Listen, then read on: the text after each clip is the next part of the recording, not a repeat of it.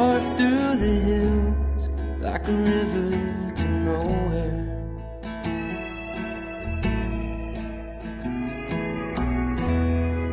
A little less thinking, a little more space.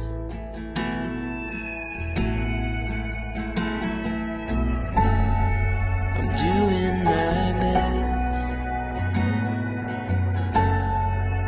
looking for rest, for a marathon mind.